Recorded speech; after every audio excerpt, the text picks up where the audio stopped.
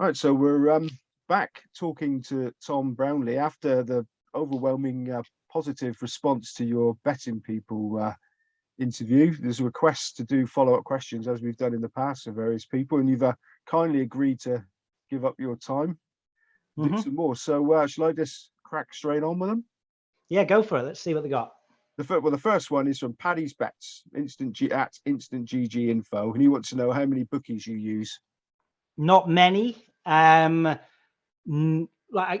cannot really get anything on online soft recreational bookmakers, if you like, which is understandable. So mainly the exchanges online, and I use William Hill, Betfred, and Paddy Power, and independent shops. And one day I would love to use Coral and Ladbrokes as well. If we ever find any value in there, I will let you know. Okay, right. Now, Shane, who is at Orangey1979, has got 3 questions. So he's good enough to send 3 in. So we'll do all 3 of his in a row. On a busy soccer Saturday, do you have a mythical £100 betting budget? How would you bet this in football markets to maximise a weekend return, be it multi or singles, or bet only on the live televised games? Okay. I don't want to give it depends, but it depends. Let's say the £100 is all I've got in the entire world. I'm going to give you a different answer to whether the £100 is replaceable. If the £100 I can throw away and I'm short on time, then it's quite easy. I'm going to be looking at the first goal scorer market. I'm going to be trying to find someone in the region of about 10 to 20 to 1 where there's some good value. I'm thinking, the Liverpool penalty takers, which can be anyone all the way back to the left back sometimes. And I might be heading down to Betfred to put all £100 down at 20 to 1 on the double delight hat-trick heaven on the off chance that he gets 2 instead of 1.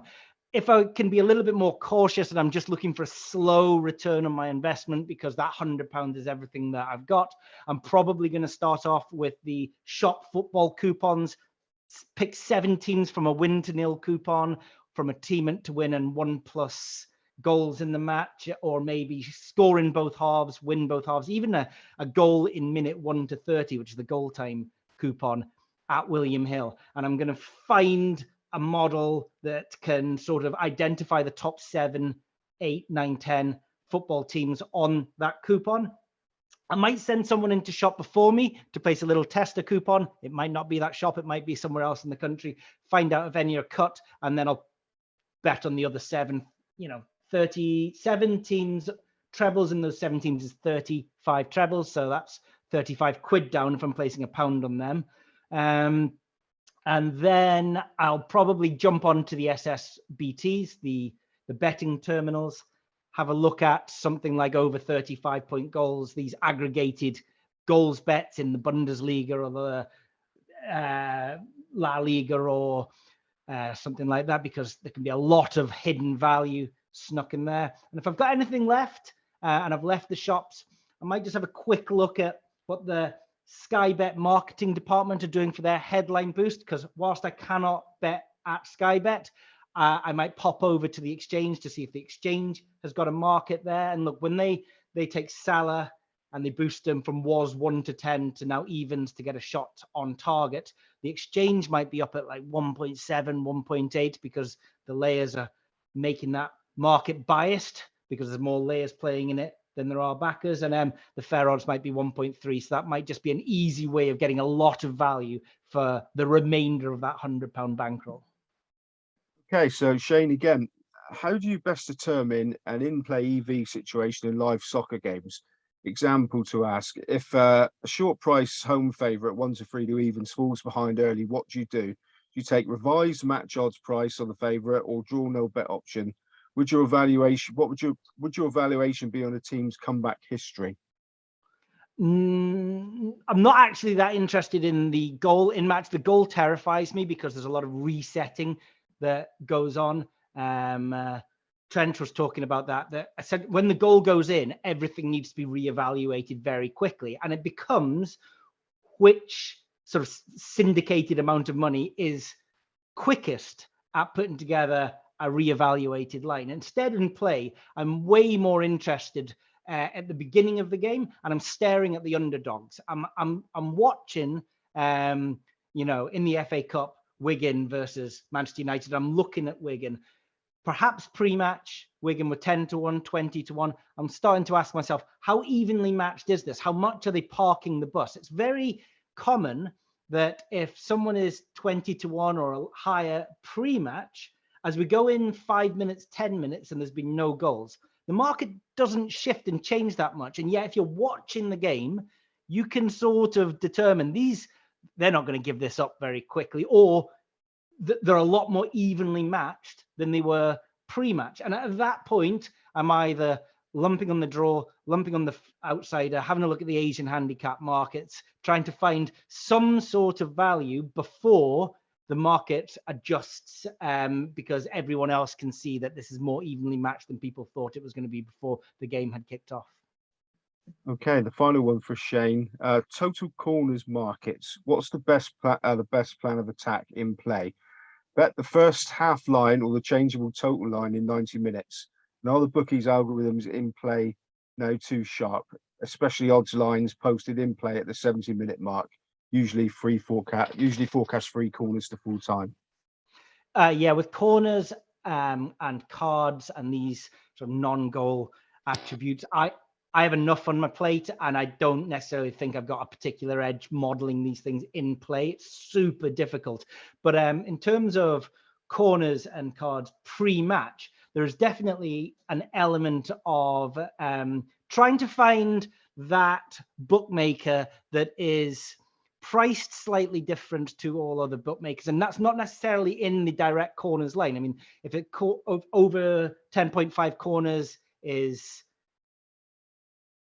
5 to 6 at one bookmaker, it's generally going to be at 5 to 6 at other bookmakers. There's not going to be any huge discrepancy. We're not going to be finding a middle or anything like that. But where we can look is in the what odds paddies, the requester bets and things like that, because they don't necessarily adjust those lines at the same sort of efficiency as they do the generic over 10.5 corners lines or over 35 bookings lines. And generally when one what odds paddy is good, I remember, was it CSKA Sofia versus Roma in December 2019. And there were 2 bookmakers, Paddy Power and Betfair Sportsbook, which is exactly the same bets, and Sky Bet.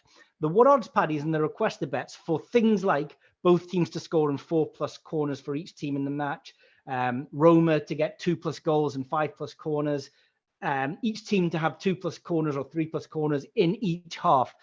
Every single one of these, for dozens and dozens and dozens, they were all good. Some of them were 105%. Some of them were 150, 160% compared to the lines that I had, and critically the rest of the market, which was giving me some encouragement that it was them that was off, not me. I always like it when, you know, you got a couple of guys out here, I'm here, but there's other people where I am as well. And yeah, that match finished 3-2. Cards aplenty to both teams in both halves and 7 corners each. And I think every single one of those what odd paddies and requested bets all came in. So it was more looking at these pre-match, not in play, because that is really, really hard, and just trying to find a big suite of them to bet on at exactly the same time. Okay, no, Rupert, this one came through a direct message. He's at All Weather 2016. So it's a great interview with Tom. I have a question for him. He says he uses a combination of his tissue and the market price to arrive at an EV. What sort of weighting does he put on the 2 factors, tissue and market opinion, in arriving at a price to calculate EV, i.e. 50-50, 70-30, etc.? And what sort of EV level is his minimum to play, 110, 120%, etc.? Best wishes. Okay, that's a very good question. And there's no direct answer to it. It depends how far away from kickoff we are and how liquid the market is. So if we can think of it, it's not so much as a weighting as a transferring over from my prices, my tissue, as he describes it, and the market prices. So initially I'll price things up myself, and I've got my price and the markets are empty, and I'm happy with that, and I'm sticking with that. And it can, limits are lower as soon as the markets have gone up and you're far away from kickoff or the race starting. But as the markets become liquid, I start introducing more and more of that information into my models until we get to a point, if we're 10 minutes from kickoff in the Champions League final or the Grand National, my model is almost entirely what is out there in the markets. And I'm not necessarily making a lot of money out of that because it's completely efficient. And I'm not professing to be able to beat all of that efficient money. So it's it depends how far from the event we are. We start off almost completely with my own prices, and then I'm moving until, in an efficient market, I'm almost entirely using the market's prices, and it sort of slides over as we get a little bit closer. In terms of the minimum EV that I play, that again is an interesting question. It sounds a little bit stupid, but sometimes I don't just have a threshold of minimum 110, minimum 120. It very much depends on the markets that I'll use. Sometimes I'll use 99% and 98% for two reasons. It's not just the static EV figure that I'm looking at. I'm incredibly interested in the delta price change as well and which direction the bet is moving on. Let's take two bets of 105% EV. The first one was at 120% and it's come down to 105. And the second one was down at 95 and it's come up to 105. Well, I'm more interested in this one than I am this one. In fact, I could take a bet with lower EV that was really steaming in because of that delta price change movement having a lot of information in it. And the other thing is, what kind of bet am I placing? Am I placing 17 trebles?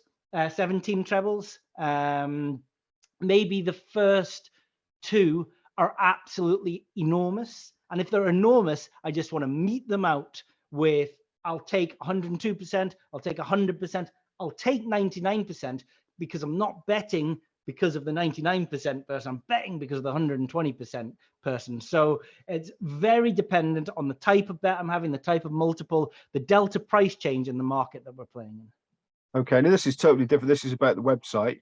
Ross Thompson at Bookie Ross. Are your tools on the Bookie Bashing website based, are they web based or a database you have to download? And does it work on Apple products?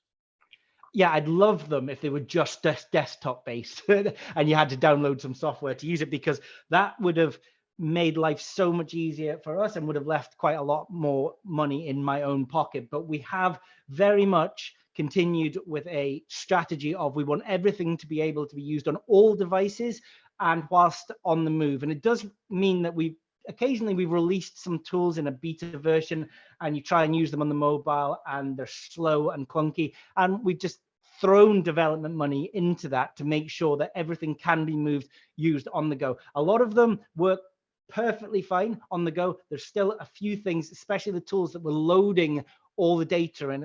One particular tool called our Bet Builder, which is a complex calculator, on a Saturday afternoon at 2:30 p.m. There is so much data that is loaded into that. It can be quite slow to use on the go. We continue to refine these things, look for solutions. We do have an IT team that is working on them all the time.